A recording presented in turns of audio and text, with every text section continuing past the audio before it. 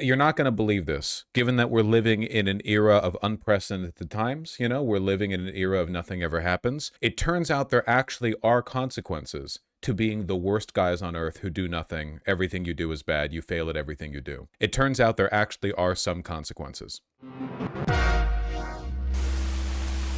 The midterms are coming up this year. On the line, the House majority, and also in some very, very slim timeline, the Senate majority. It's not looking good for the GOP right now. It's actually looking really, really, really, really, really bad, like apocalyptically bad for them, like comically bad. Even a small shift is significant in the 8th District, where Republican Gabe Evans was elected to Congress in 2024 by 2,449 votes out of more than 333,000 cast. Not going to need a very big shift to dethrone Mr. Gabe Evans. Well, folks, have you been paying attention to the special elections of late? Have you? Here's one that took place last Tuesday. Oh, it's not much. Just Democrat Lugar Nikolai winning by a keen 91 points. Oh, and you're saying, well, okay, it's Minnesota. It's a special election. It's state house in Minnesota. Of course the Dems are going to win there. And yeah, sure. The Democrats won there before, to be sure. Though, when the Dems won back in 2025, outside the special election, they won by 67 points. So they went from 67 to 91. That's pretty bad. You guys want a real bop right down here, down at the bottom left? State House, 67 to 67. I know, right? God's laughing at us. Seriously, though, this is ridiculous. Okay. Now, but you're thinking, okay, this is marginal. This is a state house district special election taking place in Minnesota. This is hardly like reflective of the broader country. Well, did you pay attention to what happened in Iowa back 4 days ago? Democrats flipped the state house district 35. The district was Trump plus 21 in 2024. Now, Democrats won by 4 points. Iowa, not exactly a deep blue haven. That's pretty interesting, don't you think? Well, okay, sure, fine. So it's a flip state house district. All right, okay. But what about something a little bit more punchy, okay? What about the state of Texas's Senate? What about that? Well, if you've been paying attention to Texas and, I don't know, Twitter the past 24 hours, folks, a Democrat by 15 points in Texas. This was a red seat. Not only was this a Republican seat, this has been a Republican seat uninterrupted for 35 years. This seat went Trump plus 17. It's seen a 32-point shift over to the left. 32-point shift in a year. That's pretty cool. Here, let me get this guy's big old mug on screen. Hold on. The Democrat who won here's got kind of like that football chud face. Taylor Remmett. What's up, my man? You are stretching that suit jacket out. There's our boy. 32-point flip when Trump plus 17 hasn't elected Democrat since 1991. Trump personally endorsed the opponent, spent days hyping up this race, still lost. It's true, folks. It's true. They did not want to lose this seat. It makes them look pretty bad. Here is what the swing looks like in SD09 in Texas between now and 2024. The map on the left side that I'm going to show you is how people voted in this special election. The map on the right side is how each area flipped from 2024. There's the voting map. Here's how it looks relative to 2024. There are districts here who shifted 50 points or more. Keep in mind that the Texas gerrymander was built on the assumption that Trump would be able to maintain or at least slimly hold the gains that he made with Latin voters in between 2020 and 2024. Based on these numbers, it seems likely, more likely than not, that the Texas gerrymander is actually going to give us more seats in the House than we would have had before. A dummy mander. They're spreading themselves too thin. Here is what the country looks like, the midterms, if we apply the Texas Senate District 9 swing nationally. Now, this isn't likely to happen, but oh boy, if it was applied nationally, Democrats would have the world's first super duper majority in the House. Now, again, this is not a likely outcome. It's that we're not going to get a 32-point swing across the country, but we don't need a 32-point swing. Not even close. We don't need a 32-point swing or a 22-point swing. Even a 12-point swing would be enormous. right now, the special elections that we're seeing, the outcomes that we're seeing, are genuinely, for the right, apocalyptic, like life ending. Did them shooting 2 white people in broad daylight and releasing evidence the president is a pedophile actually have an effect? God only knows. For the most part, it looks like this stuff is being motivated by what they're doing in Minnesota, by the way. Look, anybody who already didn't like Trump knew that he was a pedophile, right? Like, widely known. For the most part, it looks like the Epstein stuff is leading to disenfranchisement on the right. It's not shifting people from right to left. It's making people on the right go, this, and not show up. It's hard to like maintain enthusiasm on your side when you're trying to get them to ignore this much evidence. They're tuning out. They're like, okay, whatever, I don't know, whatever. But the Minnesota ICE behavior is pushing people to the left. I believe that over the past month alone, independents have shifted 15 more points over to the Democrats, largely based on what's happening in ICE. The stuff that ICE has been doing is so openly, flagrantly evil that it is actually pushing people over to the left. And God bless them for that, God bless them for that. Imagine if Dems had a spine and pushed back more. Yeah, I know. Wouldn't it be nice if we had a real opposition party? Look at the voter composition. Republicans did not lose the Texas SD9 runoff because of low GOP turnout. They lost because almost all of the independents and some of the Republicans voted Dem. Ooh. Of those who voted in the Texas Senate District 9 runoff, 50% plus were GOP primary voters or at the GOP HH. Oh, HH? I'm blanking on this. HH. The prior runoff? Heil Hitler. It must be Heil Hitler, obviously. Only 50% plus were at primary voters or at the big Heil Hitler party. Has-been hotel. Only 35% were Dems or at the Dems Heil Hitler party. It's really bad for them, is the point that's being made here. It's really, really, really bad for them. More Republicans than Democrats in this district. There are so many more Republicans in this district that even Dems plus independents do not overcome the number of Republicans.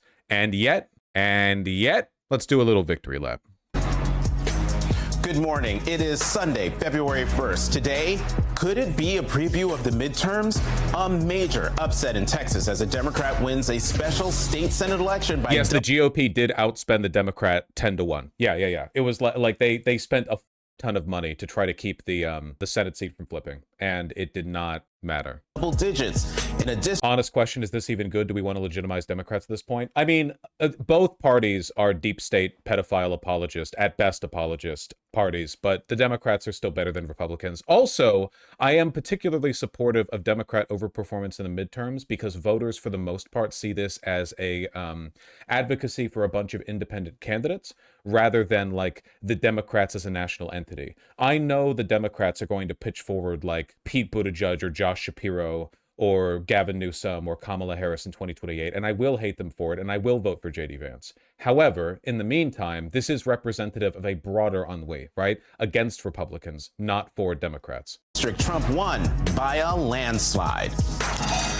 Then two major court decisions in the Minnesota ICE crackdown, including a scathing ruling ordering get to the votes. And his father to be freed from ICE detention. So much more.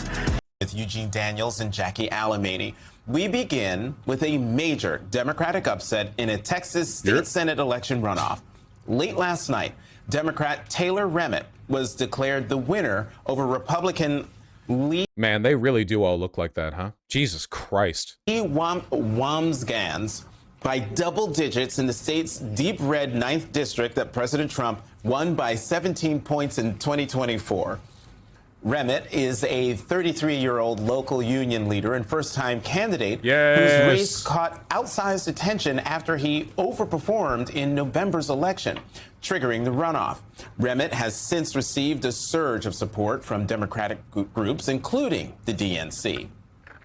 It's also another loss for President Trump, who posted on Truth Social just before the runoff. Lee Wamsgans, a Republican running for the state Senate in the suburbs of Fort Worth, Texas, will be a great candidate and has my complete and total endorsement. Jackie, Eugene, some caveats to put out there. Right. It's a state Senate race.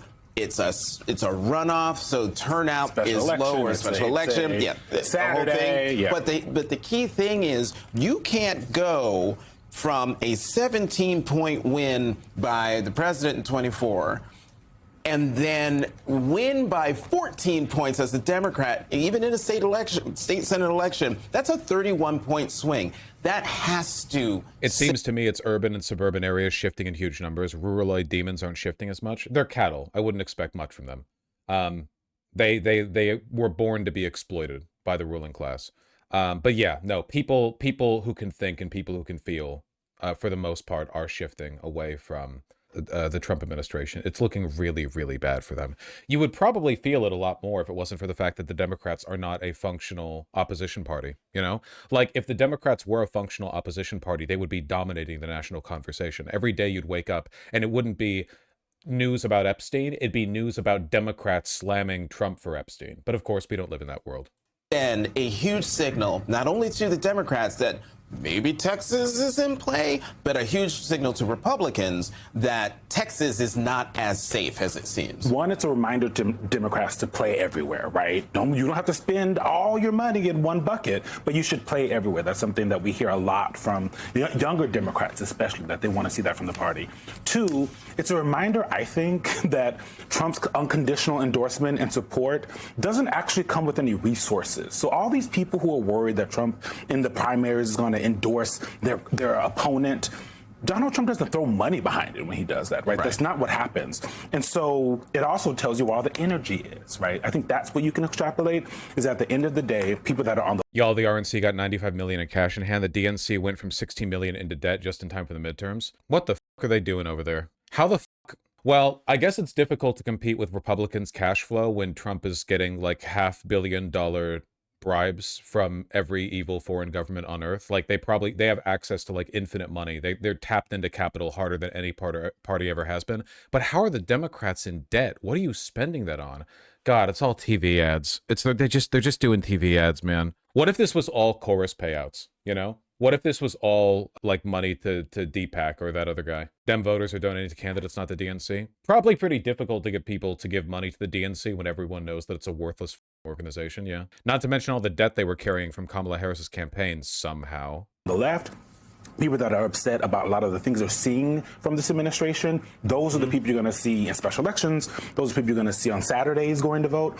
And more importantly, those are the people you're going to see in the midterms voting.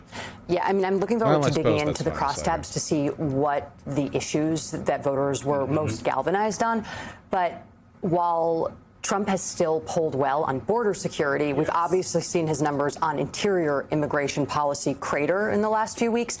And while he does still poll well on border security, the reason for that being nobody's entering the border right now because no one would ever want to come to this shithole country. Like, yeah, it's you've successfully deterred border migration by making America universally unappealing to all people. But support for domestic immigration crackdowns has been dropping consistently. I'd love to see a breakdown on that, Masaiko. Been super focused on Minnesota. Texas, at the end of the day, has become the epicenter for the detention operation that this administration is facilitating, with people like Liam, little Liam, 5-year-old Liam and his father, and countless other young children and some even legal U.S. citizens being detained, and Texans being exposed to some of these horrible... We're talking about some broader stuff right now.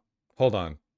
This is from CBS Texas 15 hours ago. It's before the election results were called. I'm kind of curious what tone they're going to take. Well, look at this, folks. The Democratic candidate, yes, a Democratic candidate for an open state Senate seat in Tarrant County is leading the Republican. If that sounds surprising, based on history, it is. This is a live look right now from the watch party happening in Fort Worth. It is all part of a special runoff election in a Republican majority district that has received national attention. Eye on Politics reporter Jack Fink has been all over this. He's in the newsroom now. Everybody's surprised by this. This is from one day ago. Tomorrow is Saturday. It's also the runoff special election for an open state Senate seat in Tarrant County specifically. And that's a race that has attracted some national attention.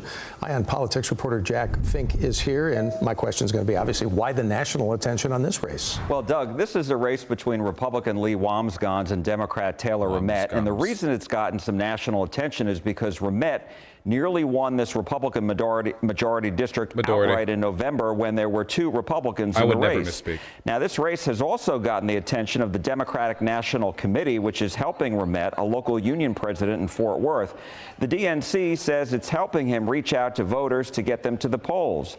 Republicans say they're also trying to get their supporters out to vote for Wamsgans, an activist in the community for years. As to the importance of this race, the DNC's Deputy Communications Director, Obi Rahman, sent a statement saying in part, quote, the DNC is supporting the Texas Democratic Coordinated Campaign by recruiting volunteers and bringing our message to more voters. Chief Communications Officer of Patriot Mobile and Executive Director of its affiliated PAC, Patriot Mobile Action. She supported school board candidates who opposed diversity, equity, and inclusion initiatives and critical race theory in the Dallas-Fort Worth region as co-chair of South Lake Families PAC. Can you really call yourself an activist when you're just like leading PACs? Is that the definition of an activist? Like, oh, I sit on the board of multiple like corporate dark money groups. Is that an activist? Does that count? And you're not going to believe it, guys. She was a finalist in the 1988 Miss Oklahoma USA contest and appeared in a 1989 slasher film. This is every Republican woman, man. Every single one of them. It's crazy. Keep in mind, they literally don't have activists on the right. This is close they can get. Yeah, basically. Amidst the George Floyd protests in 2020, Wamsgans made a Facebook post stating, quote, sadly, they need to die, but they would still vote, in reference to BLM protesters and the conspiracy theory that people were impersonating dead voters. Lovely. Speaking at the 2023 Moms for Liberty Summit, she stated, this is not a political war, it's a spiritual war. Testified against the Tarrant County Commissioners providing funding for the county's chapter of Girls Inc. due to the national affiliate's advocacy on LGBTQ rights and abortion, stating the national and local chapter could not be separated. Brilliant stuff. The state Senate district has a bunch of mega churches. Yeah, that makes sense. What an unbelievable piece of shit. I genuinely feel like you could go to a tin pot dictator in the third world and find more legitimately good people in the ranks of the ruling party. Like you could go to Pinochet's junta and find more people working underneath Pinochet who are probably just like fastidious bureaucrats who didn't really care who they operated under. But with the Republican Party, literally every single one of them does evil for fun. Like, none of them are fastidious bureaucrats. Not one of them. All of them are like desperate, attention-seeking, clout-chasing, wannabe celebrity demon people. Or the Soviets for sure. Oh my God, the Soviets were like all fastidious bureaucrats. That was like the whole, it's like a half the Politburo. It's just crazy. They just don't have those guys on the right anymore. I'm starting to believe they really eat babies. Well, did you read the recent Epstein files? That's not, that's a defensible accusation now. Thank God she lost. In a 32-point swing. It's a literal blood and death cult. Yeah, watch my recent video where I crib off Dan Olson. Yeah. Was Ted Cruz a prophet for predicting this outcome? You don't have to be a prophet to know that what the Republican Party is doing right now is suicidal and self-destructive. That's not a, not really a high IQ read. Good of him to figure it out, but, whatever. At the end of the day, like, Ted Cruz is just as... Ted Cruz, Ron DeSantis, there are going to be a bunch of Republicans who are hemming and hawing over this. They're going to be like, yes, it turns out doing bad things is unpopular. Yes. But they all sucked Trump's dick the entire way. They're fully responsible. Now they're going to be like, oh, I was the voice of reason the whole time. But you went along with everything he said and everything he did, and you never criticized him the entire time. Prescient. Me with the orb of Apollo, or whatever. Was it Apollo's orb? Was Apollo the one with the orb of prophecy? Or was that a different one? Every demographic that swung for Trump in 2024 has reverted back to Dems except for white voters. No, even white voters have shifted over, I believe. Maybe not between, 2020, 2024, 2026.